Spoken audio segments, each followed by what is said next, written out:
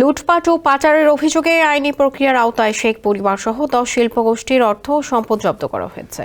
এসব অর্থ দিয়ে লুটের টাকা ব্যবস্থাপনা তহবিল গঠন করবে সরকার। সোমবার রাজধানীর বেইলি রোডে অবস্থিত ফরেন সার্ভিস একাডেমিতে আয়োজিত সংবাদ ব্রিফিংয়ে তথ্য জানানো হয়। প্রেস সচিব শফিকুল আলম জানান, শেখ হাসিনা ও তার পরিবারের পাশাপাশি 10টি শিল্পগোষ্ঠীর 1,30,758 কোটি টাকার অর্থ অ্যাটাচমেন্ট আছে। 16 কোটি 40 লাখ ডলার দেশীয় মুদ্রায় পরিমাণ 2,000 কোটি টাকা এবং 42,114 কোটি টাকার অস্থাবর সম্পত্তি স্থিতি ফ্রিজিং অবস্থায় রয়েছে। এছাড়া বিদেশে 253 কোটির অস্থাবর সম্পত্তি জব্দ আছে। এই অর্থ থেকে একটি লুটের টাকা ব্যবস্থাপনা তহবিল গঠন করা হবে, যা সরকারের ব্যবস্থাপনায় থাকবে। এখন যে কোনো ব্র্যান্ডের পুরাতন এসি বদলে নতুন ওয়ালটন এসিতে উপভোগ করুন 25% ছাড়। সরকার গঠিত 11টি তদন্ত দলের অনুসন্ধানে 10 শিল্পগোষ্ঠী সহ শেখ পরিবারের বিরুদ্ধে ব্যাংক ঋণে অনিয়ম, কর ফাঁকি ও অর্থ পাচার সহ বিভিন্ন ধরনের দুর্নীতির তথ্য উঠে এসেছে।